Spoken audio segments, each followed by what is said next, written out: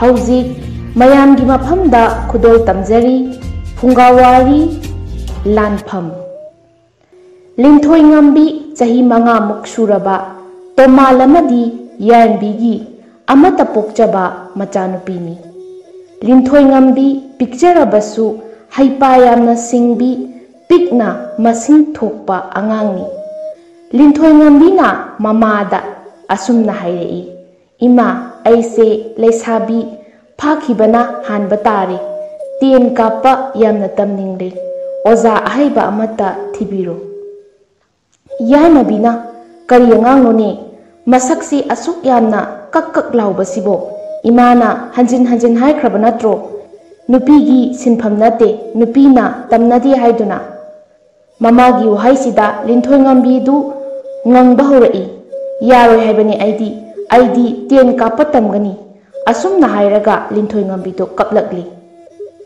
Machagi mataw asida Yaimabisu tawpham khangda isagi oza thirage haina themli asumna mama Yaimabina themlaba asidadi Linthoi ngambisu kappa phari masana asum hanjan ngangbasida Linthoi ngambigi mapa Tomalsu tengi ahaibo oza ama koithi thirami mamai thangda ningthaugi machanupi Hiyainu yauna ten kapa tambiriba oza Thawanga thengnarure asumna Linthoi ngambi Hiyainu loinana angam mathau kayagi machanupa singa loinana ten kapa adu tamlami Hiyainu amadi Linthoi ngambidi sahi longani aduga atai ten kapa tamliba angang nupa macha atai dudi makoi anidagi sahi ahum maridi hangani mayam asidagi Linthoi ngambina khutkap yangba amadi tambaga haibana hekta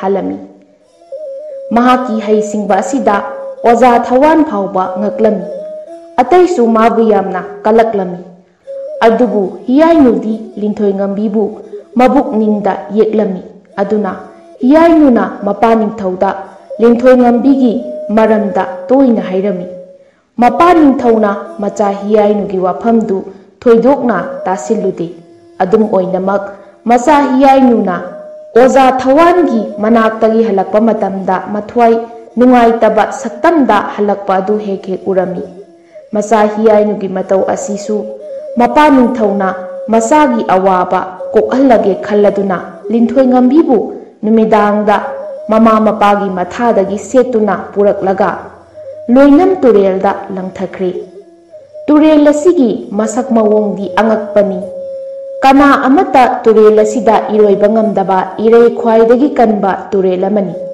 kana gumbana turel asidaga onthakrabasu hingna phangbadi oithoktre maram asidagi turel asigi maming mayamna asi turel hainasu kaunai masabu mathadagi setuna pubikraba Tomal amadi Yaimabi ahin aduda angaubi amagi matawgum ningthaugi manakta selaktuna Macha Linthoi ngambibu piyu haiduna makhong konduna haizaba matamda ningthauna minungsi leitana magi thangsang aduna makhori adu tupna kakthatuna hatokle asumna Linthoi ngambibu ukhidrabada Hiyainusu maithong maka lamna oza Thawangi manakta ten kapa tamba chatlami asumna nongmagi khara tamlakpana Hiyainu Tengi mahai mapung phana sangkhon na hairaba makhoigi ozada sanalupa kaya dakhina oina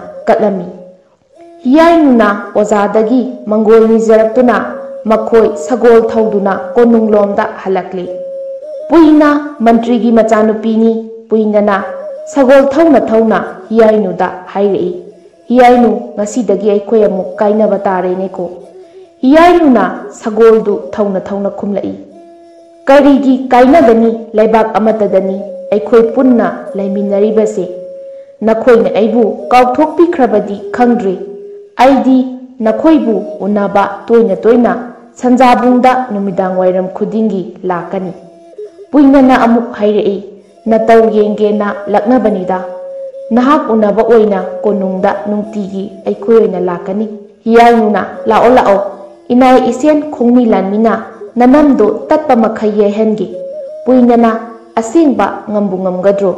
ꯍꯤꯌꯥꯏꯅꯨꯅ ꯀꯔꯤꯒꯤ ꯉꯝꯂꯣꯏ?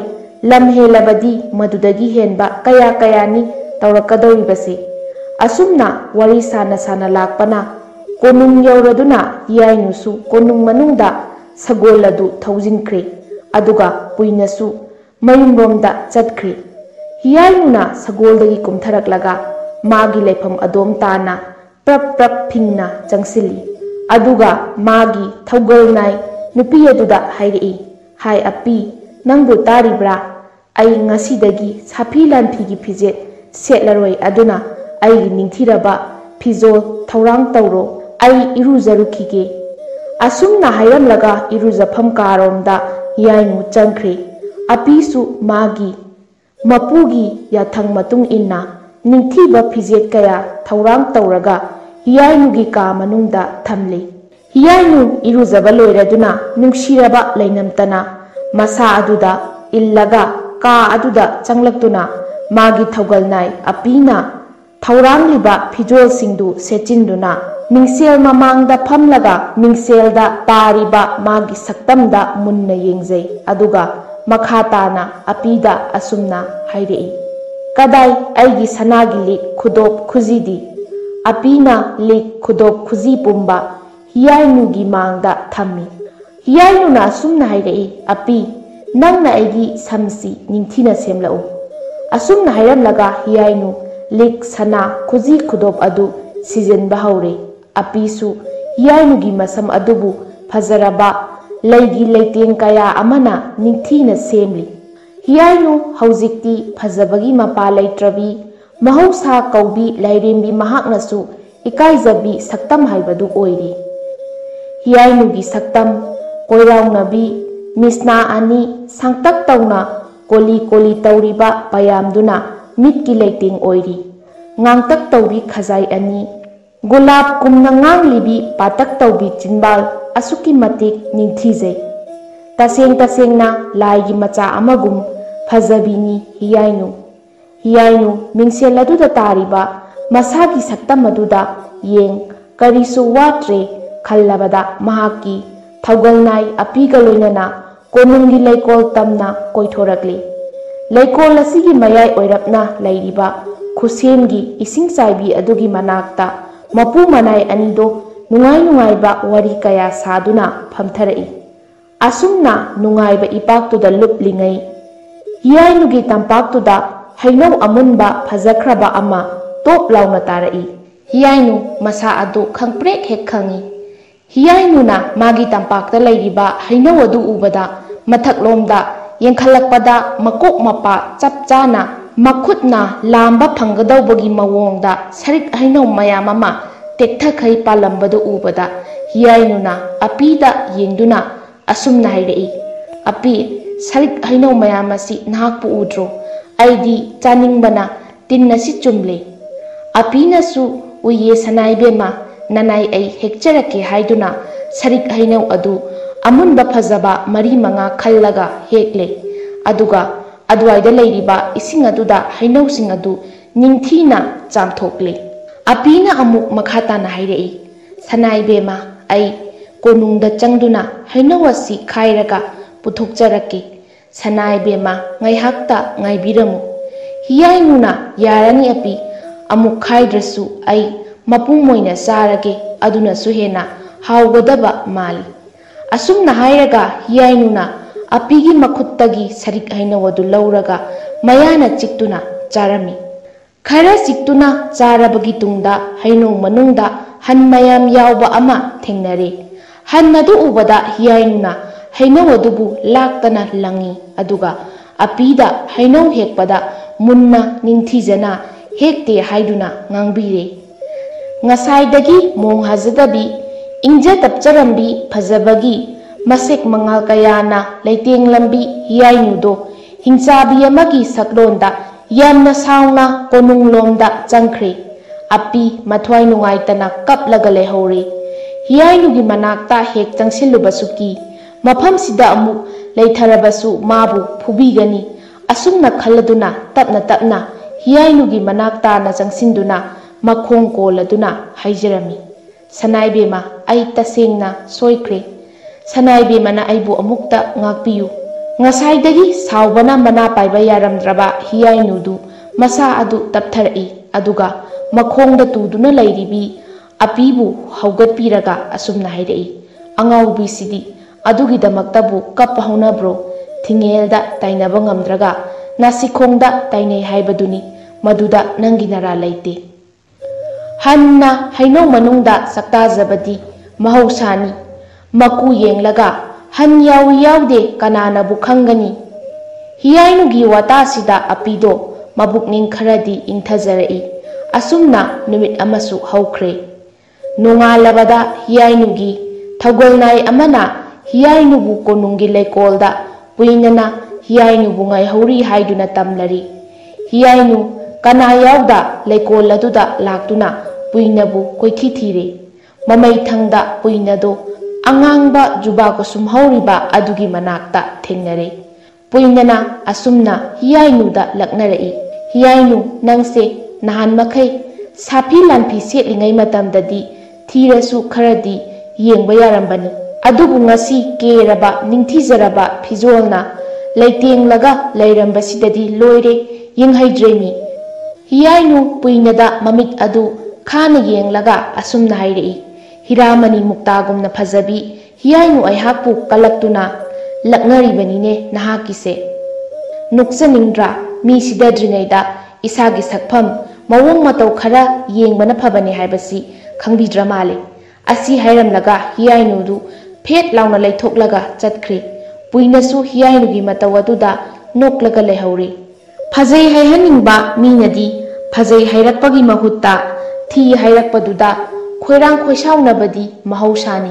Aduna hiyainu mafam marang khangda puinabu sida magi ka aduda isau langli. Hiyainu ga leiriba thaugalnai pumbasu tumin tumina nokli. Nokpa sida hiyainu na uthokiba thoklabadi hiyainugi khonti ahauba amadi charami. Asumna nongmagi numitni ningthauna oza thawangida ten kapa tamluba pumba kanan henna hai haibagi changyeng oina pangthuklami. Changyeng adu asini makhoi ten kapa tamba loiraba pumba umangda satuna lamok ama pharaga ningthauda katpa ngamba aduda manasu sauna pigani amadi ten kapada khwaidagi haibani haina lauthokani asini. Asumna changyeng numit asi ningthaugi konungda mina chikna chaina ngamdana tille. Asumna oza thawangida ten kapa tamluba hiyainu amadi puina thana makhoi taramari namda tenjai poduna magi sagol mathakta tongladuna lamjen tharakpa mikupna humsing na ngaire. Mayamdi sapi lanphigi phizol setle aduga hiyainudi ningthaugi machanupi ama oibagi leitenglaba phijet setli. Asumna lamjen tharabada makhoi taramari adu yangna magi sagol singdu thauraga amana amadagi henadaba makhai umanglomda thaujinkhre. Umang yaukrabadadi makhoi masen hanna amana amada yengnadana mana thokpa lamok thiba tongan ba maikaida chatnare. Umang adu akibana thallaba umang amadi oiramde. Leikol gumna ningthijai. Hiyainu ngasaidagi sagol yangna thauraga wakhal choithoktana lamok adubu thirambani. Adubu umang asigi phajabasida hek yengsilure. Matam asidadi hiyainugi phingatlamba masa adu khanghan hanjan khiduna sagol adu tapna thauraga umang adugi phajabada mitpham hongdaba makhai yengle. Asumna tapna sagol adu thauraga lakpa asida hiyainugi mamangmaktada lamok ama laptakna sienkiba urami. Hiyainu lamok asida mityeng tham magi sagol adu kanna thauraga lamok aduda tenna tamlaga kap tuna tanarakpana mamai thangda lamok adu ukhidre. Adubu tenna pala male lamok adu amuktang kanna khongbagi makhol taramlaga takhidre. Hiyainu lamok adu phangnanaba sagol adu thaugalakpada karigumba akutpa amada tasinbadagi gyan mangkhre. Lamokna kanna khongkhiba adu makhoi ataisu taraduna lamoki khonjel adugi maikaida laklami. Adubu puinana mangaksam adu maktada tenna yunglaga taramliba lamok adu ubada Hiyainu-gi tenjaina panba lamokni haibadu khangli aduna Hiyainu-bu laknarage khan lamok makok adubu kakthatlaga konunglomda sagol thauduna chatkre makhoi ataisu puinana lamok makok kaklaga chatkhiba aduda puinagi matung inakhre konung yaurabada puinana ningthauda lamok makok adubu katlami puinana thunglaraba ikui kuidana chatminakhiba makhoi ataisu thunglare adubu Hiyainu-di yauraktre phana kuina ngairaba phawba Hiyainu yauraktraba asidadi mayamdu mipaineraduna umang aduda khomi lanni kaya puduna umang sinba thungna thibada phangdraduna nungaitana konungda halakli puinasu yamna nungairamde mahakna umang aduda Hiyainu-bu thiramdana lakhiba adubu lamok asi Hiyainu-gi tenjinda sibani haibasi haidoktre khoisaunaraba ningthauna puinaga loinana umangda Hiyainu-ga chatkhiba mi pumba kaisumsangda phajillaga thamkhre asomdana kamdauri Hiyainu masa adu gyan khara tarakle mahakna mamit panglakba asida atiyada tha thawansingna nganthoiramle Hiyainu ngaihakti atiyagi phajaba saktam aduda mamit kupkani haiba phau hek kawbo makhai yengduna leithokli adubu makok adu tapna chaina phaurakpagum tawrakli asumna makok adu chaina phauраklaba asidadi Hiyainu makok aduda makhutna naluba matamdadi makhut adu chotli tawba oina phaurakli matam aduda Hiyainu longna hiplambadagi phuk launa haugatlaga phammi aduga makhut khubak adu tingthoktuna yengba matamdadi ure thabalgi mangal aduda makhut khubak adu ingakta tairiba adu maduda Hiyainu pakhatna leimairomda tunghanna yengthokpa matamda ure ngasai mana tonglaklaga lakhiba maga piklingaidagi loinajarakpa sagol adu makhaurida atumba chai amana thinduna siraga leiramliba adu leimai adusu sagol asidagi chentharakpa ina pumnganglibadu ure masi urubada Hiyainu yamna nungairamde masa adu pakhatpa thukatpana pikthalami Hiyainu manakta siriba sagol adubu konduna kapchai aduga puinana chingba makhoi ataisu amuk ningsinglaktuna sagol asibu thadoklam mahakna tasiliba kom asidagi wana ka khalaktuna mahaki kangbu singadubu thiba kauduna mafam khangda chatlami asum lakpana Hiyainuna nungsiba isaigi sur ngangbagi khonjel ama taraklami Hiyainu khonjel adu tabada tuminna lei aduga mana thangatuna amuksu tare khonjel adu yamna pikna tarami adu oirabasu yamna phajarami khonjel aduna leptrabada Hiyainu khangningba amaga loinana khonjel adugi maikai tamna tapna unawana kaya haidoktuna asum lakpana ure khara laptakna khagi laihau laina pumthan thanna satpa pambi amagi usada phamladuna nupi amana nungaina isai nganglibadu Hiyainu nupi asida munna yengduna leire Hiyainu cheptha nupi asibu yengbada Hiyainu ki manaton mapa adu una amana thengbadagi Hiyainu khanghaudana hakthi khalaki asumna Hiyainuna hakthi hek khalubadagi nupi adu isai sakpa lepkhre Hiyainu nupi asina isai sakpa lepkhraba asidadi mana hakthi khaluriba adu takramale khaladuna aduwaida tuminna napi marak aduda paktharaga leire ngaihaki matungda Hiyainu gi lengjumda khut amana tap launa pairei maduda Hiyainu khanglaw lauraduna paktharamba adudagi thuna hawgalaktuna manin khangan halli Hiyainu gi mataududa magi lengjum pairakliba ngasaidagi isai ngangliba nupi asina Hiyainu gi lengjum manida tapna pairaga asumna hairei pakhatkanu tapthau ai nangonda karisu tauroi Hiyainu haujikti pakhatlamba adu phare aduga nupi asida munna yengi asumna munna yengba asida thabalgi phingau phauraba mangal aduda nupi adugi pisum mathakta sambru ahumkhak pareng naina leiribadubu uri madu ubada Hiyainu su masa adu khongdagi ton phauba tu sungkhiba khanghaude aduga Hiyainu na ꯆꯤꯡꯅꯕ ꯑꯃꯒ ꯂꯣꯏꯅꯅ ꯍꯪꯂꯛꯏ, "ꯅꯍꯥꯛ ꯀꯅꯥꯅꯣ?" ꯍꯤꯌꯥꯏꯅꯨꯒꯤ ꯋꯥꯍꯪ ꯑꯁꯤꯗ ꯅꯨꯄꯤ ꯑꯗꯨ ꯍꯧꯅ ꯅꯣꯛꯊꯣꯔꯛꯏ ꯑꯗꯨꯒ ꯑꯁꯨꯝꯅ ꯍꯥꯏꯔꯛꯏ, "ꯑꯩ ꯀꯅꯥꯅꯣ ꯍꯥꯏꯕꯗꯤ ꯈꯪꯗꯦ, ꯑꯗꯨꯕꯨ ꯑꯩꯒꯤ ꯄꯨꯟꯁꯤ ꯑꯁꯤ ꯂꯥꯟꯐꯝꯅꯤ ꯍꯥꯏꯕꯗꯤ ꯑꯩ ꯈꯪꯏ." ꯍꯤꯌꯥꯏꯅꯨꯅ ꯅꯨꯄꯤ ꯑꯁꯤꯒꯤ ꯋꯥꯐꯝ ꯑꯁꯤꯗ ꯑꯃꯨꯛ ꯍꯥꯏꯔꯛꯏ, "ꯑꯗꯨ ꯁꯣꯝꯒꯤ ꯋꯥꯔꯤ ꯑꯃꯗꯤ ꯂꯩꯔꯝꯒꯗꯕ ꯃꯥꯜꯂꯤ." ꯅꯨꯄꯤ ꯑꯗꯨꯅ ꯑꯃꯨꯛ, "ꯅꯪꯕꯨ ꯋꯥꯔꯤ ꯑꯗꯨꯕꯨ ꯈꯪꯅꯤꯡꯕ꯭ꯔꯥꯅꯦ?" ꯍꯤꯌꯥꯏꯅꯨꯅ, "ꯍꯣꯏ, ꯑꯩ ꯌꯥꯝꯅ ꯈꯪꯅꯤꯡꯏ." ꯅꯨꯄꯤ ꯑꯗꯨꯅ ꯑꯃꯨꯛ, "ꯐꯔꯦ, ꯑꯗꯨꯗꯤ ꯂꯥꯛꯂꯣ, ꯈꯥꯒꯤ ꯂꯩꯍꯥꯎꯒꯤ ꯎꯁꯥꯗ ꯐꯝꯅ ꯐꯝꯅ ꯋꯥꯔꯤ ꯂꯤꯒꯦ." ꯑꯁꯨꯝꯅ ꯃꯈꯣꯏ ꯑꯅꯤꯃꯛ ꯈꯥꯒꯤ ꯂꯩꯍꯥꯎꯒꯤ ꯃꯅꯥꯛꯇ ꯂꯥꯛꯇꯨꯅ ꯈꯥꯒꯤ ꯂꯩꯍꯥꯎ ꯑꯗꯨꯗ ꯀꯥꯈꯠꯃꯤꯟꯅꯩ꯫ ꯑꯗꯨꯕꯨ ꯍꯤꯌꯥꯏꯅꯨꯗꯤ ꯀꯥꯕ ꯍꯩꯔꯝꯗꯦ꯫ ꯑꯗꯨꯕꯨ ꯅꯨꯄꯤ ꯑꯗꯨꯅ ꯆꯤꯡꯈꯠꯄꯤꯕꯗꯒꯤ ꯍꯧꯖꯤꯛꯇꯤ ꯍꯤꯌꯥꯏꯅꯨ ꯑꯃꯗꯤ ꯅꯨꯄꯤ ꯑꯗꯨ ꯈꯥꯒꯤ ꯂꯩꯍꯥꯎꯒꯤ ꯃꯁꯥ ꯑꯃꯗ ꯐꯝꯃꯤꯟꯅꯔꯦ꯫ ꯑꯇꯤꯌꯥꯗ ꯊꯣꯛꯂꯤꯕ ꯁꯖꯤꯛ ꯊꯕꯥ ꯃꯍꯥꯛꯇꯅ ꯑꯩꯒꯤ ꯋꯥꯔꯤ ꯄꯨꯝꯕ ꯈꯪꯕꯅꯤ, ꯑꯗꯨꯕꯨ ꯉꯁꯤꯗꯤ ꯅꯉꯣꯟꯗꯁꯨ ꯂꯤꯔꯒꯦ꯫ ꯑꯩ ꯎꯃꯪ ꯑꯁꯤꯒ ꯇꯥꯏꯅꯅ ꯂꯩꯕ ꯂꯝ ꯑꯁꯤꯗꯒꯤꯅꯤ꯫ ꯑꯩꯒꯤ ꯃꯤꯡ ꯂꯤꯟꯊꯣꯏꯉꯝꯕꯤ꯫ ꯍꯤꯌꯥꯏꯅꯨ ꯃꯤꯡ ꯑꯁꯤ ꯇꯥꯕꯗ ꯃꯁꯥ ꯑꯗꯨ ꯀꯩꯅꯣꯝꯃ ꯇꯧꯔꯝꯃꯤ, ꯑꯗꯨꯕꯨ ꯍꯥꯏꯕꯗꯤ ꯍꯥꯏꯗꯅ ꯇꯨꯃꯤꯟꯅ ꯂꯤꯟꯊꯣꯏꯉꯝꯕꯤꯒꯤ ꯋꯥꯔꯤ ꯇꯥꯗꯨꯅ ꯂꯩꯔꯦ꯫ ꯂꯤꯟꯊꯣꯏꯉꯝꯕꯤꯅ ꯃꯈꯥ ꯇꯥꯅ ꯍꯥꯏꯔꯛꯏ, "ꯑꯩꯅ ꯆꯍꯤ 5ꯃꯨꯛ ꯁꯨꯕ ꯑꯗꯨꯋꯥꯏꯗ ꯏꯃꯥꯒ ꯏꯄꯥꯒꯗ ꯇꯦꯟ ꯀꯥꯞꯄ ꯇꯝꯕ ꯆꯠꯀꯦ ꯍꯥꯏꯅ ꯀꯟꯅ ꯅꯤꯡꯉꯥꯏ ꯇꯧꯕꯗꯒꯤ ꯑꯣꯖꯥ ꯊꯋꯥꯟꯒꯤ ꯃꯅꯥꯛꯇ ꯇꯦꯟ ꯀꯥꯞꯄ ꯇꯝꯕ ꯆꯠꯈꯤ꯫ ꯃꯐꯝ ꯑꯗꯨꯗ ꯅꯤꯡꯊꯧꯒꯤ ꯃꯆꯥꯅꯨꯄꯤ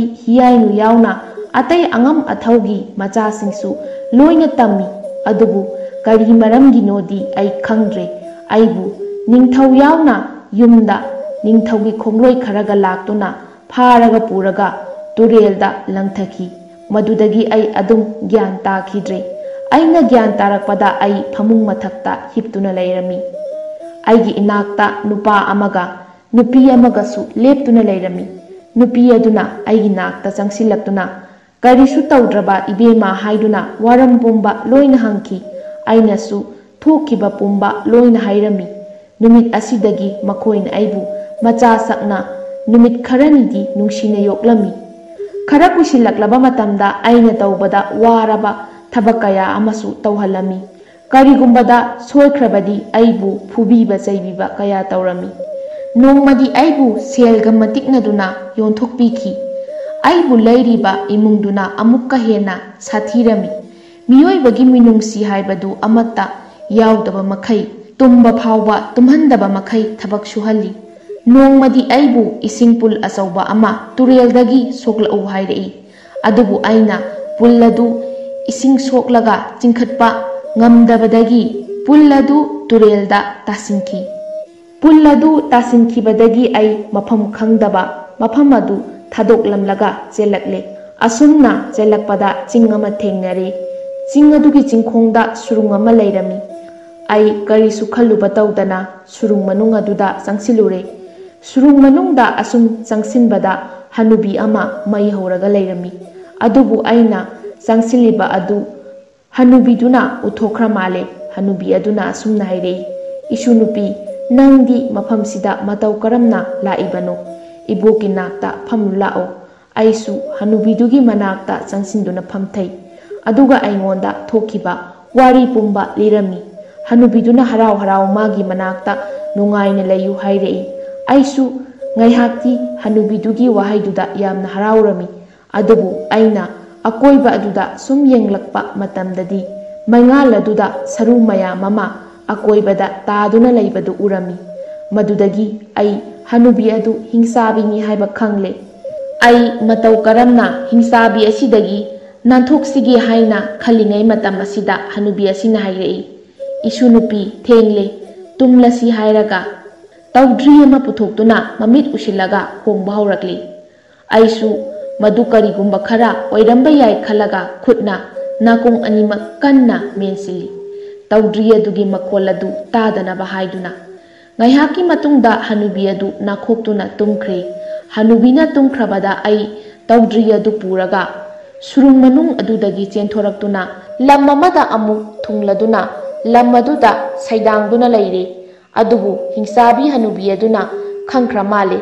Lam adugi ningthauda hingsabi ama lotuna leire. Aduna anauba mi changlabadi pharaga hatpiyu haina haire.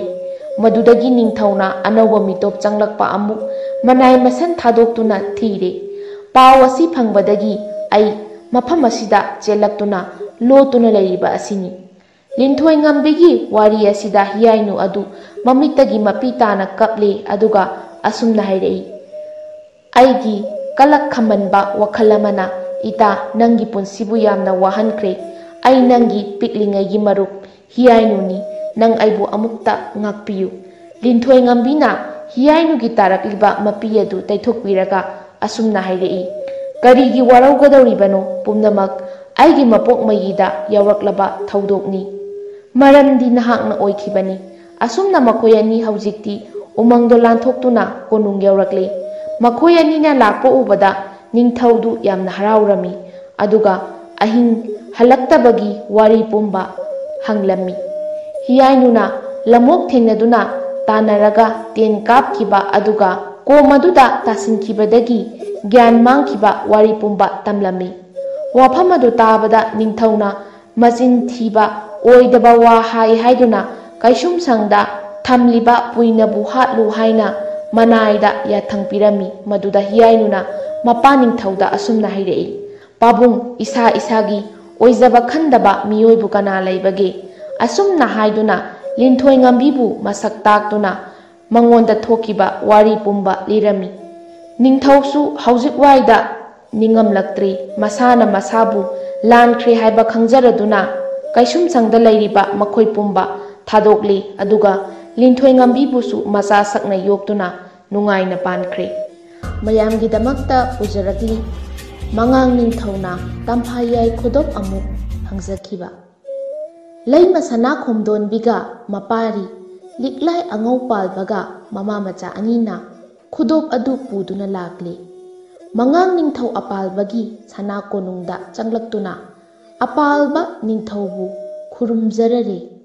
Mama macha anidu ubada apalba ningthauna hangbirei. Nama nacha anina lakpabu ningthau aingonda kari haingi. Nama nachagi apamba karino hairo. Matam aduda leima sana khomdon bina hangatjarei.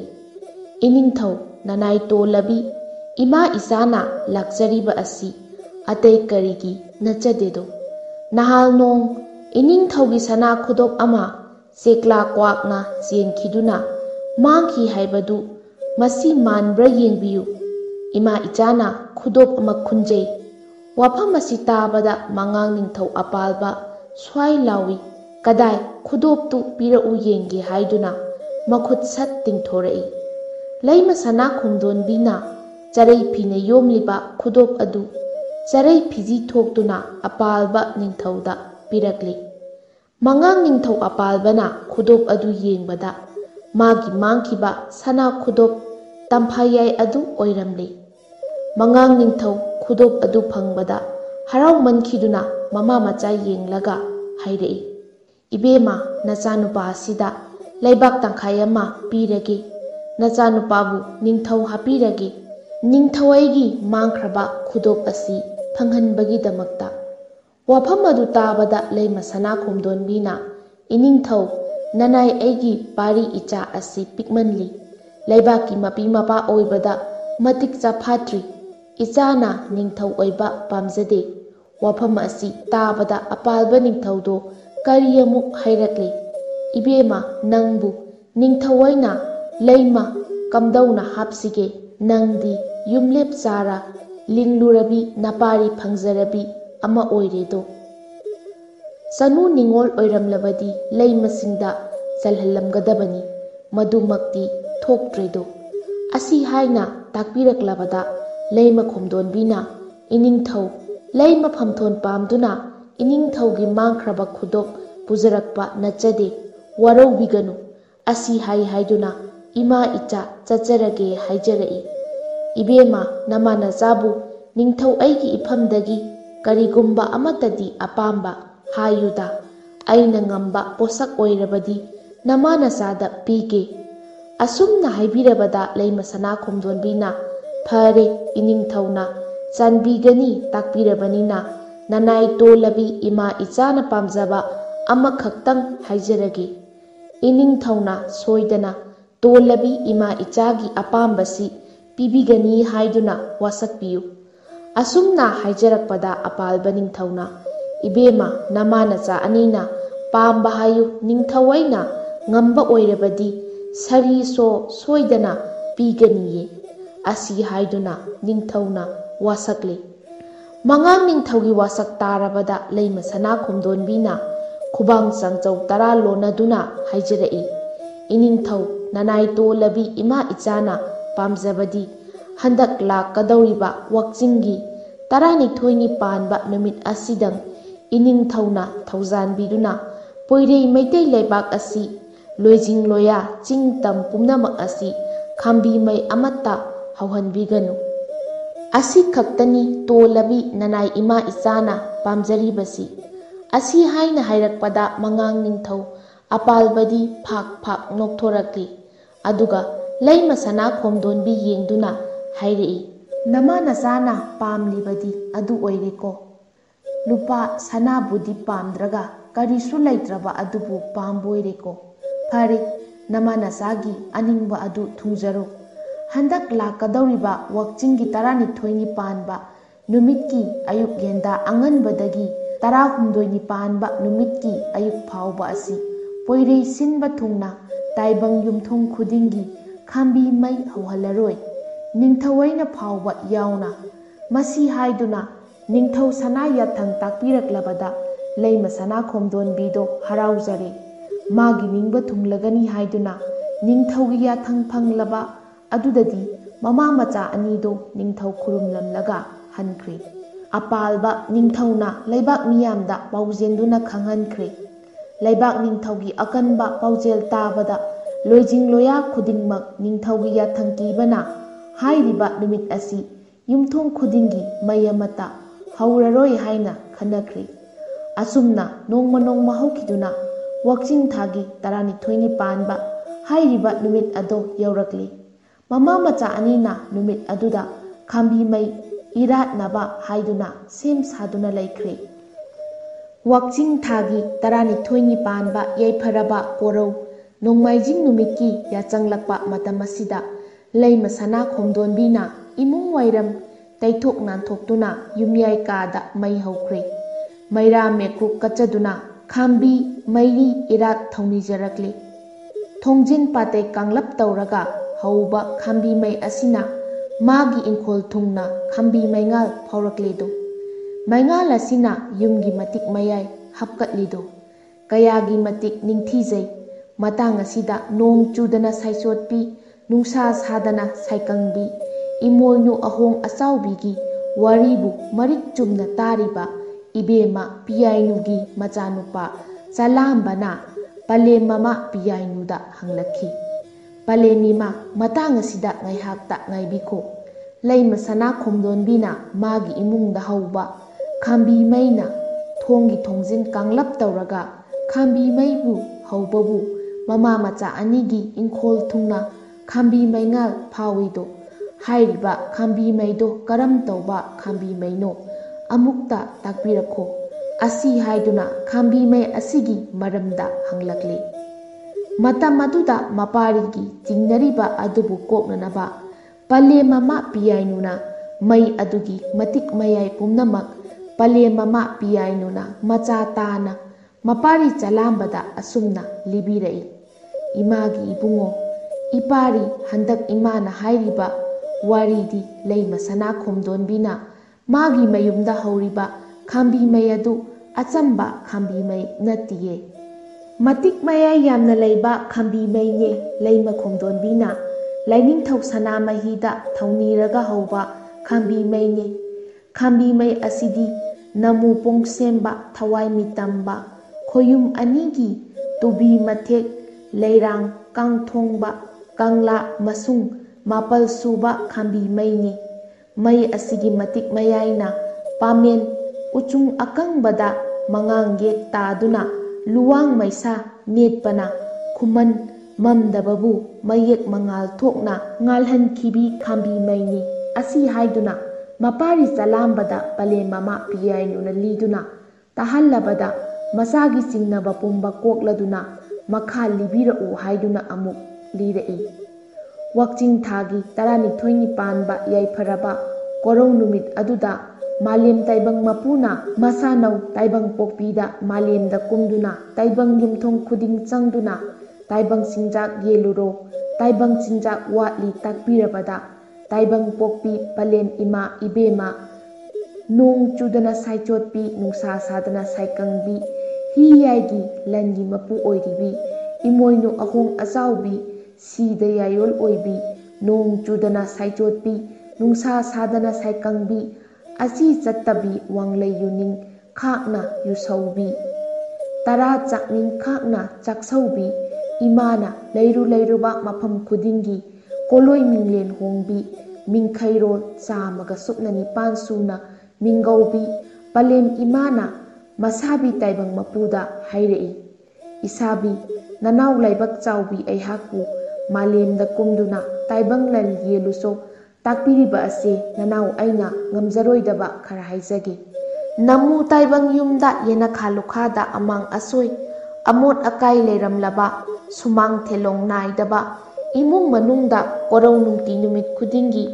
ꯑꯌꯥꯛꯄꯌꯥ ꯋꯥꯅ ꯁꯤꯡꯒꯣꯏꯅꯔꯝꯂꯕ, ꯋꯥꯉꯥꯡ ꯈꯨꯗꯤꯡ ꯀꯞꯉꯥꯡ ꯉꯥꯡꯂꯝꯂꯕ ꯏꯃꯨꯡ ꯌꯥꯆꯪꯂꯛꯄ ꯃꯇꯝꯗ ꯃꯩꯔꯥ ꯃꯦꯀ꯭ꯔꯨꯛ ꯊꯟꯅ ꯑꯍꯣꯡꯕꯤ ꯑꯩꯕꯨ ꯏꯔꯥꯠ ꯊꯧꯅꯤꯗ꯭ꯔꯕ ꯑꯗꯨꯒꯨꯝꯕ ꯃꯣꯡꯃ ꯃꯔꯥꯟꯌꯥꯏ ꯑꯗꯨꯗꯗꯤ ꯅꯁꯥꯅꯧ ꯑꯩꯅ ꯍꯟꯅꯃꯨꯛꯁꯨ ꯌꯦꯡꯂꯝꯂꯣꯏꯌꯦ꯫ ꯅꯨꯃꯤꯠ ꯈꯨꯗꯤꯡꯒꯤ ꯑꯍꯣꯡꯕꯤ ꯑꯩꯕꯨ ꯏꯔꯥꯠꯆꯔꯕꯗꯤ ꯇꯥꯏꯕꯪ ꯌꯨꯝꯊꯣꯡ ꯈꯨꯗꯤꯡꯒꯤ ꯌꯦꯡꯂꯒ ꯇꯥꯏꯕꯪ ꯂꯟ ꯌꯦꯟꯖꯔꯝꯒꯦ꯫ ꯑꯁꯤ ꯍꯥꯏꯗꯨꯅ ꯑꯍꯣꯡ ꯑꯆꯥꯎꯕꯤ ꯃꯥꯂꯦꯝꯗ ꯂꯟ ꯌꯦꯟꯕ ꯀꯨꯝꯂꯛꯂꯦꯗꯣ꯫ ꯏꯃꯣꯏꯅꯨ ꯑꯍꯣꯡꯕꯤꯅ ꯇꯥꯏꯕꯪ ꯃꯤꯒꯤ ꯁꯛꯂꯣꯟ ꯄꯨꯗꯨꯅ ꯑꯁꯨꯝ ꯂꯥꯛꯄ ꯑꯁꯤꯗ ꯇꯥꯏꯕꯪ ꯌꯨꯝ ꯈꯨꯗꯤꯡꯒꯤ ꯆꯪꯗꯨꯅ ꯑꯁꯨꯝ ꯂꯥꯛꯄꯕꯨ ꯈꯥꯝꯕꯤ ꯃꯩ ꯑꯃꯠꯇ ꯍꯧꯔꯝꯈꯤꯗ꯭ꯔꯦ꯫ ꯋꯥꯛꯆꯤꯡ ꯊꯥꯒꯤ ꯎꯂꯦꯟꯅꯒ ꯃꯄꯥꯛ ꯃꯄꯥꯛ ꯇꯥꯕꯅꯤ, ꯅꯃꯨ ꯁꯛꯂꯣꯟꯒ ꯑꯣꯏꯕꯅꯤ꯫ ꯏꯃꯣꯏꯅꯨ ꯑꯍꯣꯡꯕꯤ ꯏꯃꯥ ꯏꯕꯦꯝꯃꯗꯤ ꯏꯪꯕꯅ ꯃꯁꯥ ꯑꯗꯨ ꯊꯛ ꯊꯛ ꯅꯤꯛꯈ꯭ꯔꯦ꯫ ꯈꯥꯝꯕꯤ ꯃꯩ ꯑꯃꯨꯛꯇꯪ ꯇꯤꯛꯂꯕꯗꯤ ꯑꯣꯟꯊꯣꯛꯅ ꯅꯨꯡꯉꯥꯏꯈ꯭ꯔꯅꯤꯗ ꯈꯜꯂꯛꯂꯤ꯫ ꯑꯁꯨꯝꯅ ꯈꯥꯝꯕꯤ ꯃꯩ ꯍꯧꯕ ꯏꯃꯨꯡ ꯊꯤꯗꯨꯅ ꯂꯥꯛꯄꯅ ꯂꯩꯃ ꯁꯅꯥ ꯈꯣꯡꯗꯣꯟꯕꯤꯒꯤ ꯃꯌꯨꯝ ꯅꯛꯁꯤꯜꯂꯛꯂꯤ꯫ ꯃꯇꯝ ꯑꯗꯨꯗ ꯑꯍꯣꯡꯕꯤ ꯏꯃꯥꯅ ꯑꯔꯥꯞꯄꯗꯒꯤ ꯈꯥꯝꯕꯤ ꯃꯩꯉꯥꯜ ꯎꯔꯛꯂꯤ꯫ ꯃꯩꯉꯥꯜ ꯑꯗꯨ ꯎꯕꯗ ꯈꯥꯝꯕꯤ ꯃꯩ ꯍꯧꯕ ꯃꯐꯝ ꯑꯃꯗꯤ ꯂꯩꯔꯦꯅꯦ ꯍꯥꯏꯗꯨꯅ ꯃꯩꯉꯥꯜ ꯑꯗꯨ ꯇꯝꯅ ꯂꯥꯛꯂꯤ꯫ ꯄ꯭ꯔꯞ ꯄ꯭ꯔꯞ ꯆꯪꯂꯛꯇꯨꯅ ꯊꯣꯡꯒꯤ ꯅꯥꯇꯩ ꯃꯅꯥꯛꯇ ꯂꯦꯞꯂꯒ ꯏꯃꯣꯏꯅꯨ ꯏꯃꯥꯅ ꯀꯧꯔꯛꯏ꯫ ꯈꯣꯏꯅꯧ ꯏꯇꯥ, ꯄꯣꯏꯔꯩ ꯑꯇꯥꯝꯕꯗꯒꯤ ꯂꯥꯛꯆꯕ ꯈꯣꯏꯅꯧ ꯅꯇꯥꯅꯤ꯫ ꯈꯥꯝꯕꯤ ꯃꯩꯗꯣ ꯑꯃꯨꯛꯇꯪ ꯇꯤꯛꯆꯈꯤꯒꯦ ꯍꯥꯏꯕꯕꯨ ꯀꯔꯤ ꯍꯥꯏꯕꯒꯦ ꯍꯪꯂꯛꯂꯤ꯫ ꯂꯩꯃ ꯁꯅꯥ ꯈꯣꯡꯗꯣꯟꯕꯤꯗꯤ ꯃꯍꯥꯛꯅ ꯉꯥꯏꯖꯔꯤꯕꯤ ꯏꯃꯣꯏꯅꯨ ꯑꯍꯣꯡꯕꯤꯗꯣ ꯂꯥꯛꯂꯦ ꯍꯥꯏꯕꯁꯤ ꯈꯪꯂꯗꯨꯅ ꯍꯔꯥꯎ ꯍꯔꯥꯎ ꯀꯧꯁꯤꯟꯕꯤꯔꯛꯂꯤ꯫ ꯈꯣꯏꯅꯧ ꯏꯇꯥ ꯂꯦꯡꯁꯤꯟꯕꯤꯔꯛꯎ, ꯈꯥꯝꯕꯤ ꯃꯩ ꯇꯤꯛꯈꯤꯁꯤ꯫ ꯑꯁꯤ ꯍꯥꯏꯗꯨꯅ ꯀꯧꯁꯤꯜꯂꯒ ꯐꯨꯡꯒꯥ ꯋꯥꯡꯃ ꯋꯥꯡꯃ ꯐꯝꯃꯤꯟꯅꯔꯦ꯫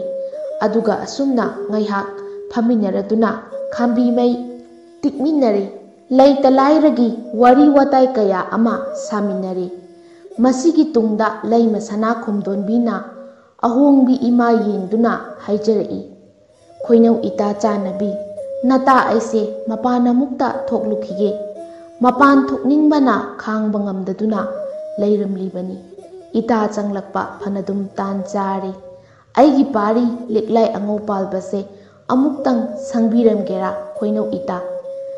ꯂꯩꯃ ꯁꯅꯥ ꯈꯣꯡꯗꯣꯟꯕꯤꯒꯤ ꯋꯥ ꯑꯗꯨ ꯇꯥꯕꯗ ꯏꯃꯣꯏꯅꯨ ꯑꯍꯣꯡ ꯑꯆꯥꯎꯕꯤꯅ ꯈꯣꯏꯅꯧ ꯈꯣꯡ ꯍꯥꯝꯅꯤꯡꯕ ꯍꯥꯏꯕꯁꯦ ꯈꯥꯡꯕ ꯌꯥꯝꯅ ꯋꯥꯕꯅꯤ, ꯑꯩ ꯌꯦꯡꯕꯤꯔꯝꯂꯒꯦ, ꯃꯄꯥꯜ ꯊꯣꯛꯂꯨꯔꯣ ꯍꯥꯏꯔꯛꯂꯝꯃꯤ꯫ ꯃꯇꯝ ꯑꯗꯨꯗ ꯂꯩꯃ ꯁꯅꯥ ꯈꯣꯡꯗꯣꯟꯕꯤꯅ ꯈꯣꯏꯅꯧ ꯅꯪꯅꯗꯤ ꯄꯣꯏꯔꯩ ꯇꯥꯝꯅ ꯆꯠꯈꯤꯒꯗꯕꯅꯤꯅ ꯑꯩꯅ ꯂꯥꯛꯇ꯭ꯔꯤꯉꯩꯗ ꯀꯔꯤꯒꯨꯝꯕ ꯆꯠꯈꯤꯔꯝꯕ ꯊꯣꯛꯂꯕꯗꯤ ꯑꯩꯒꯤ ꯄꯥꯔꯤ ꯑꯁꯤꯅ ꯑꯉꯥꯡꯅꯤꯅ ꯈꯥꯝꯕꯤ ꯃꯩ ꯑꯁꯤ ꯄꯥꯏꯔꯨ ꯈꯣꯠꯂꯨꯗꯨꯅ ꯄꯣꯛꯂꯕꯗꯤ ꯅꯇꯥ ꯑꯩꯗꯤ ꯃꯥꯡꯖꯔꯦꯗꯣ꯫ ꯑꯩ ꯋꯥꯔꯕꯁꯨ ꯋꯥꯅ ꯈꯪꯖꯔꯒꯦ꯫ ꯑꯁꯤ ꯍꯥꯏꯗꯨꯅ ꯍꯥꯏꯔꯛꯂꯕꯗ ꯏꯃꯣꯏꯅꯨ ꯑꯍꯣꯡ ꯑꯆꯥꯎꯕꯤ ꯄꯂꯦꯝ ꯏꯃꯥꯅ ꯈꯣꯏꯅꯧ ꯅꯪꯕꯨ ꯆꯥꯟꯅꯕꯤ, ꯅꯇꯥ ꯑꯩꯕꯨ ꯊꯥꯖꯗꯕꯣꯏꯀꯣ? ꯃꯄꯥꯜ ꯊꯣꯛꯂꯨꯅꯤ ꯍꯥꯏꯕꯗꯣ ꯊꯣꯛꯂꯨꯔꯣ, ꯈꯣꯏꯅꯧ ꯂꯥꯛꯇ꯭ꯔꯤ ꯐꯥꯎꯕ ꯂꯩꯖꯔꯝꯒꯦ꯫ ꯑꯗꯨꯗꯤ ꯈꯣꯏꯅꯧ ꯏꯇꯥ, ꯅꯇꯥ ꯑꯩ ꯂꯥꯛꯇ꯭ꯔꯤꯕ ꯐꯥꯎꯕ ꯂꯩꯔꯝꯒꯅꯤ ꯍꯥꯏꯅ ꯋꯥꯁꯛꯄꯤꯌꯨ ꯍꯥꯏꯖꯔꯝꯃꯤ꯫ ꯃꯇꯝ ꯑꯗꯨꯗ ꯑꯍꯣꯡꯕꯤ ꯏꯃꯥꯅ ꯋꯥꯁꯛꯄꯤꯔꯝꯃꯤ꯫ Wasak adu tarabada khomdonbidi amuk halaklaroi haiba khalakli. Palem magi tampak thakta ningaiba leitana khomlen tungkhun tanjariba maparibu chejet konsillaga chinglau maithongbu chingna yengjaraga thamoinungda hik hik kapjarai. Pari ibungo nungsiba nangbu handak mapok langlol asimadi ima icha kainarasiko apokpi nama aina langgol bide haiduna nama aibu warauganuko hayeng muki mapok langlol amada ima icha amuk unarasi handa muki mapok langlol asimadi ngasina aroiba numit oirasiko asi haiduna maparibu hanna chupiraga imoinu ahongbi palem imagi matambakta mapari sinaramlaga leima sana khomdonbi thong hangdoktuna chatkhri. Leima sana khomdonbina leppa leitana chatkibana jingu lairamlenda tinjakhri. Leima sana khomdonbina chatkraba matung aduda mapari liklai angau palbadi khomlen mikap thorakle. Apokpi palem mama oiraboi ningduna palem ima haiduna kaujarakpa matam adudadi palem jenglau sak onaramle. Matam aduda angang angau palbana ima haiduna kaplakle. Imoinu ahongbi tawkham khanglaktre. Ngaikho pari nama laklagani nama mapan thoki changlaklagani haiduna thembabu henna dum kaplakle. Mamai thangda pari nama lakpra yengluge haiduna koyeng yengbada mamadi leiba ukidre. Imoinu ahongbina mamit usinduna yengbada leima sana khomdonbidi chingu lairam lenda tinkhre haibasi khanglakle. Imoinu ima ibemado leima sana khomdonbina halaktriba phawba mapari sanglamge haiduna sari wasakhibadagi hanba yakhidre. Imoinuna leima sana khomdonbigi sakpham onthoklaga yawa khonpham semdoktuna imungda changlaklaga pari ibungo ima lakle karigi kaplibano asi haiduna angang thembada palem mama oiraboi ningduna mama macha laiminaki. Imoinu ahongbina leima sana khomdonbigi mapari yokhibasi kana amata khangkhide. Matawasum tawduna leima sana khomdonbi saduna adum angomda mapari liklai angau palba yoktuna leithokrabada taibang mapu sidabana kaidaurabano ahongbi karigi halaktribano asi haiduna yenglakpa matamdadi sanau madi sari wasak kaiba yadabadagi liklai angau panba yoktuna laikhre haibasi tengbadma mapuna khangkhre. Ahongbina liklai angau palba yokpasi kayagi matik luna tawjai. Karigumba amatang leibada maparida pijai pithai. Karida soikigadage kadaida mangkigadage haina yamna kanna senajaduna yoklakpana pakhang pungkak pharakle. Pakhang pharaklaba matam madudadi ikaiba khanglakle. Nongmadi palem mamada ima aikhoigi sangai asi afaba mata sasiba haijarai. Matam maduda palem mamana imagi ibungo nahan makhai isa saudri haiduna isagi yum sadabani adubu hauzikti icha pakhang pharaklabanina isagi phajaba yum saragani imana sagani asi haiduna wata padabi imoinu ahong achaubi mapari angau palbagi mafamda hairaga sana sangai sarakledo. Angom khuthaiba singkauduna sarakpa asina kayagi matik ningthijai yengbagi penba naikhidre. Mawong matawsing asi ubada angom salai makhaina leima sana khomdonbigi mapari liklai angau palbabu amuk angomgi ningthau hapkhre. Liklai angau palbana ningthau hek oirakhibadagi phaugai chengai thankhre kauren sangol thankhre okpi oklen thankhre.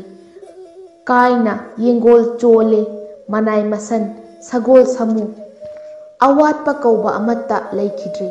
Asumna nungai yaifana palakpa asida malem taibang mapu mahakna liklai angau palbabu koloi maming chatlanbirage khangdaba kaya khanghanbirage haiduna khoyumgi thausinama amuk lakle. Nongmagi koraw amada liklai angau palba ningthauna palem mama ahongbida hairami. Palem ima poirei meitei leibaki mayum tarukki ningthau singbu ꯇꯔꯥꯆꯥꯛ ꯑꯃꯨꯛꯇꯪ ꯀꯧꯖꯒꯦ, ꯆꯤꯡꯂꯧ ꯁꯛꯁꯨ ꯈꯪꯖꯒꯦ, ꯑꯐ ꯐꯠꯇ ꯀꯌꯥꯁꯨ ꯇꯥꯟꯅꯖꯒꯦ꯫ ꯑꯁꯨꯝꯅ ꯄꯂꯦꯝꯅ ꯃꯆꯥꯒꯤ ꯃꯄꯥꯎ ꯇꯥꯔꯒ ꯄꯂꯦꯝ ꯑꯣꯏꯕꯤ ꯑꯍꯣꯡꯕꯤꯅ ꯄꯥꯔꯤ ꯏꯕꯨꯡꯉꯣ ꯏꯆꯥꯅꯕꯨ ꯄꯥꯝꯂꯕꯗꯤ ꯀꯩꯗꯧꯕꯒꯦ ꯀꯧꯖꯧ ꯑꯁꯤ ꯍꯥꯏꯗꯨꯅ ꯇꯥꯛꯄꯤꯔꯛꯏ꯫ ꯃꯇꯝ ꯑꯗꯨꯗ ꯂꯤꯛꯂꯥꯏ ꯑꯉꯧ ꯄꯥꯜꯕ ꯂꯩꯕꯥꯛ ꯑꯗꯨꯒꯤ ꯅꯤꯡꯊꯧꯁꯤꯡꯕꯨ ꯇꯔꯥꯆꯥꯛ ꯀꯧꯈꯤꯌꯦ꯫ ꯃꯇꯝ ꯑꯗꯨꯗ ꯌꯥꯎꯈꯤꯕ ꯅꯤꯡꯊꯧꯁꯤꯡꯗꯤ ꯈꯨꯃꯟ ꯅꯋꯥ, ꯄꯣꯡ ꯅꯤꯡꯊꯧꯅꯦ, ꯂꯨꯋꯥꯡ ꯅꯤꯡꯊꯧ, ꯄꯨꯟꯁꯤꯕꯅꯦ, ꯃꯉꯥꯡ ꯅꯤꯡꯊꯧ, ꯑꯄꯥꯟꯕꯅꯆꯤꯡꯕ ꯃꯌꯨꯝ ꯇꯔꯨꯛꯀꯤ ꯅꯤꯡꯊꯧꯁꯤꯡ ꯇꯔꯥꯆꯥꯛ ꯀꯧꯈꯤꯌꯦ꯫ ꯃꯌꯨꯝ ꯇꯔꯨꯛꯃꯛꯀꯤ ꯅꯤꯡꯊꯧꯁꯤꯡꯅ ꯇꯔꯥꯆꯥꯛ ꯆꯥꯕ ꯂꯥꯛꯄ ꯃꯇꯝꯗ ꯃꯥꯒꯤ ꯃꯥꯒꯤ ꯄꯨꯛꯅꯤꯡꯗ ꯈꯟꯖꯈꯤ, ꯂꯝꯂꯦꯟ ꯂꯝꯂꯣꯡ ꯂꯝꯍꯥꯡ ꯑꯁꯤꯗꯁꯨ ꯅꯤꯡꯊꯧ ꯄꯥꯜꯂꯤꯕꯣꯏꯔꯦ ꯑꯁꯤ ꯍꯥꯏꯅ ꯈꯟꯈꯤ꯫ ꯑꯁꯨꯝ ꯈꯟꯅ ꯈꯟꯅ ꯂꯥꯛꯄꯅ ꯂꯤꯛꯂꯥꯏ ꯑꯉꯧ ꯄꯥꯜꯕꯒꯤ ꯁꯅꯥ ꯀꯣꯅꯨꯡ ꯌꯧꯔꯛꯂꯦ꯫ ꯍꯣꯖꯪ ꯍꯥꯏꯖꯤꯜꯂꯛꯄꯗꯒꯤꯗꯤ ꯄꯥꯜꯂꯝꯂꯤꯕ ꯌꯨꯝꯕꯥꯟ ꯀꯩꯕꯥꯟ ꯑꯗꯨ ꯎꯕꯗ ꯃꯌꯨꯝ ꯇꯔꯨꯛꯃꯛꯀꯤ ꯅꯤꯡꯊꯧꯁꯤꯡꯗꯣ ꯄꯨꯡꯉꯛ ꯉꯛꯈ꯭ꯔꯦ꯫ ꯑꯁꯨꯝꯅ ꯇꯔꯥ ꯆꯥꯔꯦ꯫ ꯇꯔꯥ ꯆꯥꯕ ꯂꯣꯏꯔꯕꯗ ꯃꯉꯥꯡ ꯅꯤꯡꯊꯧ ꯑꯄꯥꯜꯕꯅ ꯂꯤꯛꯂꯥꯏ ꯑꯉꯧ ꯄꯥꯜꯕꯗ ꯍꯪꯂꯛꯏꯕꯗꯤ, ꯑꯉꯣꯝ ꯅꯤꯡꯊꯧ ꯑꯉꯧ ꯄꯥꯜꯕ ꯄꯥꯔꯤ ꯅꯪꯕꯨ ꯀꯅꯥꯅ ꯄꯣꯛꯄꯅꯣ ꯑꯁꯤ ꯍꯥꯏꯅ ꯍꯪꯂꯛꯄꯗ ꯂꯤꯛꯂꯥꯏ ꯅꯤꯡꯊꯧ ꯑꯉꯧ ꯄꯥꯜꯕꯅ ꯈꯨꯔꯨꯝꯖꯔꯝꯃꯤ, ꯏꯅꯤꯡꯊꯧ ꯅꯅꯥꯏ ꯑꯩꯍꯥꯛ ꯑꯁꯦ ꯆꯤꯡꯂꯧ ꯁꯛ ꯈꯪꯕꯤꯗ꯭ꯔꯕꯣꯔꯦ?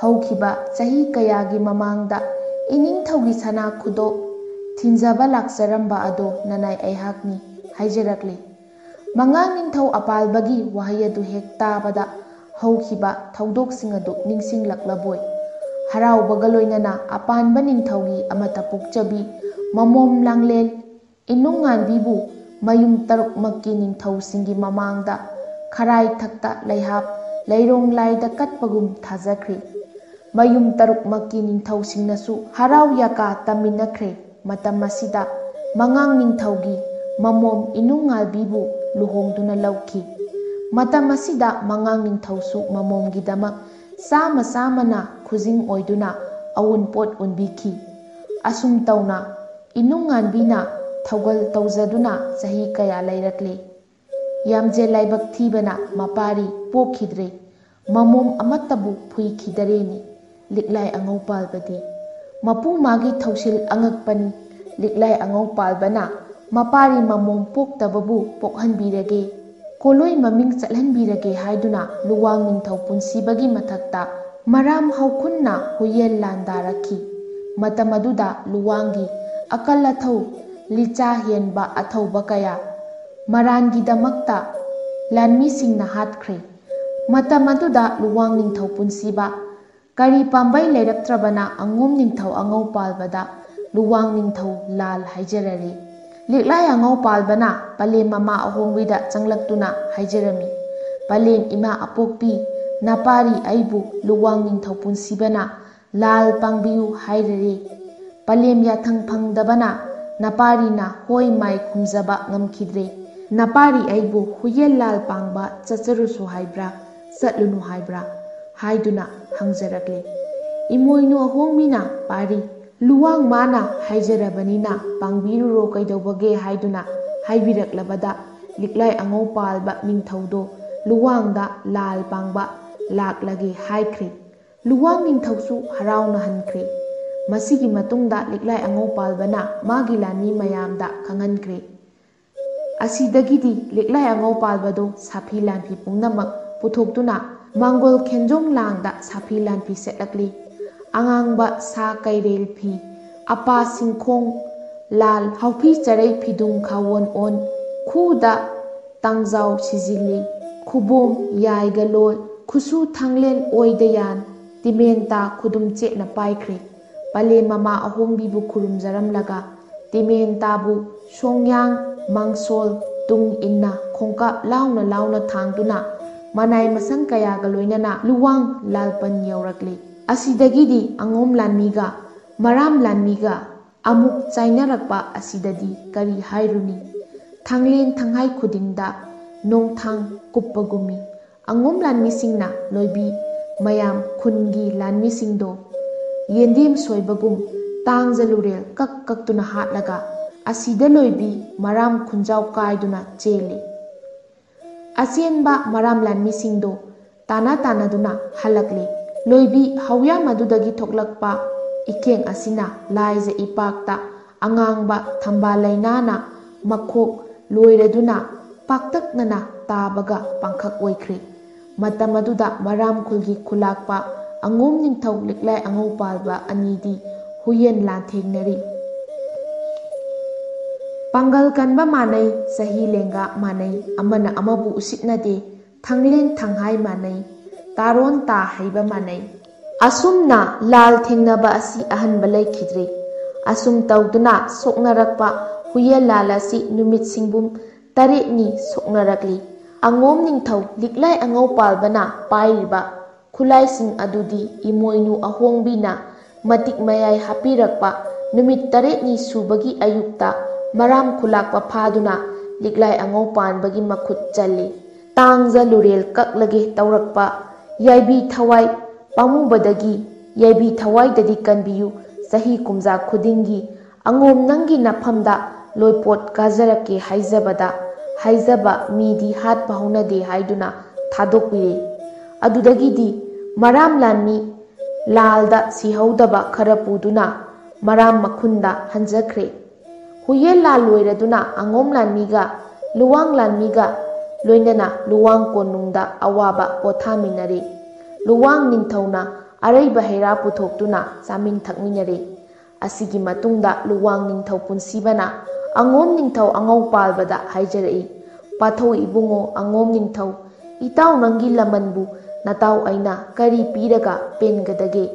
ꯏꯇꯥꯎꯗꯤ ꯂꯨꯄꯥ ꯋꯥꯠꯇꯦ, ꯁꯅꯥ ꯋꯥꯠꯇꯦ, ꯅꯅꯥꯏ ꯅꯁꯟ ꯌꯦꯡꯉꯤ ꯃꯋꯥꯠꯇꯦ, ꯁꯒꯣꯜ ꯁꯃꯨ ꯁꯟ ꯏꯔꯣꯏ ꯐꯧꯒꯩ ꯆꯦꯡꯒꯩ ꯌꯦꯡꯉꯨ ꯌꯦꯡꯉꯨꯕ ꯑꯃꯠꯇ ꯑꯋꯥꯠꯄ ꯌꯥꯎꯗꯦꯗꯣ꯫ ꯏꯇꯥꯎꯒꯤ ꯋꯥꯠꯂꯤꯕ ꯍꯥꯏꯕꯕꯨ ꯅꯄꯥꯔꯤ ꯄꯣꯛꯇꯦ, ꯅꯃꯣꯝ ꯑꯃꯠꯇ ꯁꯥꯠꯇꯦꯗꯣ꯫ ꯃꯁꯤꯅꯤ ꯏꯇꯥꯎꯒꯤ ꯋꯥꯠꯂꯤꯕ ꯍꯥꯏꯕꯕꯨ꯫ ꯏꯆꯜ ꯏꯕꯦꯝꯃ ꯏꯅꯨꯡꯉꯥꯜꯕꯤꯁꯦ ꯀꯨꯝꯁꯤ ꯆꯍꯤ ꯑꯁꯤꯃꯇꯪ ꯄꯥꯔꯤ ꯄꯣꯛꯄ꯭ꯔꯥ ꯌꯦꯡꯈꯤꯁꯤ꯫ ꯏꯆꯜ ꯃꯥꯅ ꯀꯨꯝꯁꯤ ꯆꯍꯤ ꯑꯁꯤꯗ ꯃꯄꯥꯔꯤ ꯃꯃꯣꯝ ꯄꯣꯛꯇ꯭ꯔꯕꯗꯤ ꯑꯣꯜꯂꯛꯄ ꯆꯍꯤ ꯀꯨꯝꯖꯥꯗ ꯁꯥꯅꯧ ꯑꯩꯒꯤ ꯈꯣꯏꯗꯥꯕꯤ ꯂꯨꯋꯥꯡ ꯆꯅꯨ ꯂꯩꯃ ꯂꯤꯛꯂꯦꯡꯕꯤ ꯑꯁꯦ ꯅꯪꯒꯤ ꯅꯐꯝꯗ ꯊꯣꯡꯉꯥꯛ ꯑꯣꯏꯅ ꯀꯠꯆꯒꯦ ꯍꯥꯏꯕꯕꯨ ꯂꯩꯔꯥꯡ ꯆꯤꯟꯈꯥꯛꯅꯤ ꯍꯥꯏꯗꯨꯅ ꯆꯤꯡꯅꯕꯤꯒꯅꯨꯀꯣ ꯄꯥꯊꯧ ꯑꯁꯤ ꯍꯥꯏꯔꯝꯂꯒ ꯃꯁꯥꯅꯧ ꯃꯅꯦ ꯃꯆꯥ ꯑꯇꯣꯟꯕꯤ ꯂꯨꯋꯥꯡ ꯆꯅꯨ ꯂꯤꯛꯂꯦꯡꯕꯤꯕꯨ ꯀꯧꯊꯣꯔꯛꯂꯦ꯫ ꯃꯁꯥꯅꯧ ꯌꯦꯡꯂꯒ ꯀꯔꯤ ꯍꯥꯏꯔꯛꯏ? "ꯁꯥꯅꯧ ꯏꯕꯦꯝꯃ ꯂꯨꯋꯥꯡ ꯆꯅꯨ, ꯅꯁꯥꯕꯤ ꯑꯩꯕꯨ ꯃꯔꯥꯝꯒꯤ ꯃꯈꯨꯠꯇꯒꯤ ꯌꯥꯏꯕꯤ ꯊꯋꯥꯏ ꯑꯁꯤ ꯀꯟꯕꯤꯔꯛꯄꯗꯒꯤ ꯁꯥꯅꯧ ꯑꯩꯒꯤ ꯈꯣꯏꯗꯥꯕꯤ ꯅꯪꯕꯨ ꯄꯥꯊꯧ ꯑꯩꯒꯤ ꯃꯔꯨꯞ ꯑꯉꯣꯝ ꯅꯤꯡꯊꯧꯒꯤ ꯃꯐꯝꯗ ꯈꯔꯥꯏꯊꯛꯇ ꯂꯩꯍꯥꯞꯄ ꯂꯩꯔꯣꯡ ꯂꯥꯏꯗ ꯀꯠꯄꯒꯨꯝ ꯊꯥꯖꯈ꯭ꯔꯦꯗꯣ꯫ ꯁꯥꯅꯧ ꯅꯁꯥꯕꯤ ꯑꯩꯒꯤ ꯌꯥꯋꯥ ꯃꯇꯨꯡ ꯏꯟꯅ ꯑꯉꯣꯝ ꯃꯔꯥꯟꯌꯥꯏꯗ ꯑꯣꯜꯂꯛꯄ ꯆꯍꯤ ꯀꯨꯝꯖꯥꯗ ꯋꯥꯡꯒꯣꯏꯔꯨ ꯍꯥꯏꯕꯕꯨ ꯄꯥꯏꯃ 2 ꯂꯣꯡꯐꯗꯦꯀꯣ ꯁꯥꯅꯧ"꯫ ꯂꯨꯋꯥꯡ ꯅꯤꯡꯊꯧꯒꯤ ꯌꯥꯋꯥ ꯇꯥꯕꯗ ꯃꯣꯅꯨ ꯇꯥꯂꯣꯏ ꯑꯇꯣꯟꯕꯤ ꯂꯨꯋꯥꯡ ꯆꯅꯨ ꯂꯤꯛꯂꯦꯡꯕꯤꯅ ꯄꯥꯎꯈꯨꯝꯖꯈꯤ, "ꯏꯁꯥꯕꯤ ꯅꯤꯡꯊꯧ, ꯏꯁꯥꯕꯤꯒꯤ ꯌꯥꯊꯪꯕꯨ ꯂꯥꯏꯕꯛ ꯆꯥꯎꯕꯤ ꯑꯩꯅ ꯀꯣꯔꯧꯗꯁꯨ ꯇꯥꯍꯟꯖꯔꯣꯏ, ꯃꯥꯂꯦꯝꯗꯁꯨ ꯇꯥꯍꯟꯖꯔꯣꯏꯌꯦ"꯫ ꯑꯁꯨꯝꯅ ꯄꯥꯎꯈꯨꯝꯖꯈꯤ꯫ ꯑꯁꯤꯗꯒꯤ ꯑꯉꯣꯝ ꯅꯤꯡꯊꯧ ꯂꯤꯛꯂꯥꯏ ꯑꯉꯧꯄꯥꯜꯕꯁꯨ ꯑꯉꯣꯝ ꯂꯥꯟꯃꯤꯁꯤꯡ ꯄꯨꯔꯒ ꯆꯠꯈ꯭ꯔꯦ꯫ ꯑꯁꯤꯗꯒꯤꯗꯤ ꯅꯣꯡꯃ ꯅꯣꯡꯃꯒꯤ ꯍꯧꯈꯤꯕꯅ ꯂꯣꯏꯗꯥꯝ ꯊꯥ ꯑꯃ ꯐꯥꯔꯛꯄ, ꯑꯃꯗꯒꯤ 2 ꯃꯊꯪ ꯃꯊꯪ ꯆꯠꯈꯤꯕꯅ ꯆꯍꯤ ꯀꯨꯝꯖꯥ ꯑꯃ ꯐꯥꯖꯤꯜꯂꯛꯂꯕꯗ ꯑꯉꯣꯝ ꯅꯤꯡꯊꯧ ꯂꯤꯛꯂꯥꯏ ꯑꯉꯧꯄꯥꯜꯕ ꯃꯄꯥꯔꯤ ꯄꯣꯛꯇ꯭ꯔꯦ ꯍꯥꯏꯕ ꯄꯥꯎ ꯑꯁꯤ ꯂꯨꯋꯥꯡ ꯅꯤꯡꯊꯧ ꯄꯨꯟꯁꯤꯕꯅ ꯇꯥꯔꯗꯨꯅ ꯇꯥꯂꯣꯏ ꯑꯇꯣꯝꯕꯤ ꯂꯨꯋꯥꯡ ꯆꯅꯨ ꯂꯤꯛꯂꯦꯡꯕꯤ ꯅꯨꯡꯁꯤ ꯃꯥꯒꯤ ꯇꯥꯂꯣꯏꯕꯨ ꯑꯋꯣꯡ ꯑꯋꯨꯟꯒ ꯂꯣꯏꯅꯅ ꯄꯨꯔꯛꯂꯒ ꯑꯉꯣꯝ ꯅꯤꯡꯊꯧ ꯂꯤꯛꯂꯥꯏ ꯑꯉꯧꯄꯥꯜꯕꯗ ꯈꯔꯥꯏꯊꯛꯇ ꯂꯩꯍꯥꯞꯄꯒꯨꯝ ꯂꯩꯔꯣꯡ ꯂꯥꯏꯗ ꯀꯠꯆꯕꯒꯨꯝ ꯄꯤꯔꯔꯦ꯫ ꯄꯥꯊꯧ 2 ꯂꯦꯡꯌꯥꯟ ꯂꯦꯡꯒꯣꯟꯅꯗꯨꯅ ꯂꯨꯝꯂꯧ ꯈꯖꯥꯏ ꯆꯨꯞꯃꯤꯟꯅꯗꯨꯅ ꯅꯨꯡꯁꯤ ꯄꯥꯎꯗꯝ ꯎꯠꯅꯈꯤꯌꯦ꯫ ꯑꯁꯨꯝ ꯇꯧꯅ ꯂꯩꯔꯛꯄ ꯑꯁꯤꯅ ꯆꯍꯤ ꯀꯨꯝꯖꯥ ꯑꯃ ꯐꯥꯔꯛꯄꯗ ꯂꯤꯛꯂꯦꯡꯕꯤ ꯃꯄꯥꯔꯤ ꯅꯋꯥ ꯑꯃ ꯐꯪꯖꯔꯦ꯫ ꯄꯥꯔꯤ ꯅꯋꯥ ꯑꯗꯨ ꯐꯪꯖꯕꯗ ꯂꯤꯛꯂꯥꯏ ꯑꯉꯧꯄꯥꯜꯕꯗꯤ ꯀꯌꯥꯒꯤ ꯃꯇꯤꯛ ꯍꯔꯥꯎꯖꯩ꯫ ꯃꯌꯨꯝ 3ꯃꯛꯀꯤ ꯅꯤꯡꯊꯧꯁꯤꯡ ꯍꯥꯏꯔꯨꯗꯨꯅ 8ꯅꯤ ꯁꯨꯕ ꯀꯣꯔꯧ ꯅꯨꯃꯤꯠꯇ ꯏꯄꯥꯜ ꯊꯥꯗꯨꯅ ꯆꯔꯥ ꯆꯥꯛꯀ ꯊꯣꯡꯗꯨꯅ ꯃꯄꯥꯔꯤ ꯅꯧꯅ ꯃꯥꯒꯤ ꯀꯣꯂꯣꯏ ꯃꯃꯤꯡꯕꯨ ꯆꯤꯡꯈꯩꯂꯨꯝꯕ ꯍꯥꯏꯗꯨꯅ ꯊꯣꯟꯕꯤꯈ꯭ꯔꯦ꯫ ꯃꯄꯥꯔꯤ ꯆꯤꯡꯈꯩꯂꯨꯝꯕ ꯄꯂꯦꯝ ꯄꯟꯊꯧ ꯑꯅꯤꯅ ꯑꯌꯨꯛ ꯅꯨꯡꯊꯤꯜꯗ ꯊꯣꯛꯂꯤꯕ ꯀꯣꯔꯧꯊꯛꯀꯤ ꯅꯨꯃꯤꯠꯀꯨꯝ ꯈꯟꯖꯩ꯫ ꯅꯨꯃꯤꯗꯥꯡ ꯃꯇꯝꯗꯅ ꯊꯛꯇ ꯊꯣꯛꯄ ꯊꯥꯖꯒꯨꯝ ꯈꯟꯗꯨꯅ ꯌꯦꯡꯖꯔꯛꯄꯅ ꯃꯄꯥꯔꯤ ꯑꯁꯤꯅ ꯍꯌꯦꯡ ꯃꯄꯥꯔꯤꯅ ꯀꯨꯝꯖꯥ 3 ꯁꯨꯔꯛꯄ ꯃꯇꯝ ꯑꯗꯨꯋꯥꯏꯗ ꯇꯥꯏꯕꯪ ꯃꯄꯨꯅ ꯂꯤꯛꯂꯥꯏ ꯑꯉꯧꯄꯥꯜꯕ ꯅꯤꯡꯊꯧꯁꯦ ꯃꯥꯂꯦꯝ ꯁꯤꯟꯕ ꯊꯨꯡꯅ ꯑꯃꯨꯛꯇꯪ ꯃꯤꯡꯐꯥꯎ ꯃꯤꯡꯆꯠ ꯇꯥꯜꯍꯜꯂꯒꯦ ꯈꯜꯂꯛꯂꯤ꯫ ꯈꯣꯌꯨꯝ ꯃꯥꯒꯤ ꯊꯧꯁꯤꯟꯅ ꯈꯥꯔꯝ ꯍꯧꯈꯨꯟ ꯈꯨꯂꯥꯛꯄꯅ ꯂꯨꯆꯤꯡꯕ ꯈꯨꯃꯟ ꯅꯋꯥ ꯄꯣꯡ ꯅꯤꯡꯊꯧꯒꯤ ꯃꯊꯛꯇ ꯍꯨꯏꯌꯦꯟ ꯂꯥꯟꯁꯤꯡꯅꯔꯛꯂꯤ꯫ ꯋꯥꯔꯤ ꯑꯁꯤꯒꯤ ꯄꯔꯤꯡ ꯁꯥꯡꯏ ꯑꯗꯨꯕꯨ ꯂꯤꯛꯂꯥꯏ ꯅꯤꯡꯊꯧ ꯑꯉꯧꯄꯥꯟꯕꯅ ꯏꯃꯣꯏꯅꯨ ꯑꯍꯣꯡꯕꯤ ꯐꯪꯖꯈꯤꯕꯒꯤ ꯅꯨꯃꯤꯠ ꯃꯇꯦꯛ ꯑꯃꯈꯛꯇꯪ ꯂꯧꯈꯠꯆꯕꯅꯤ꯫ ꯈꯣꯌꯨꯝ ꯃꯥꯒꯤ ꯊꯧꯁꯤꯟꯅ ꯈꯥꯔꯝ ꯍꯧꯈꯨꯟ ꯈꯨꯂꯥꯛꯄꯅ ꯂꯨꯆꯤꯡꯂꯒ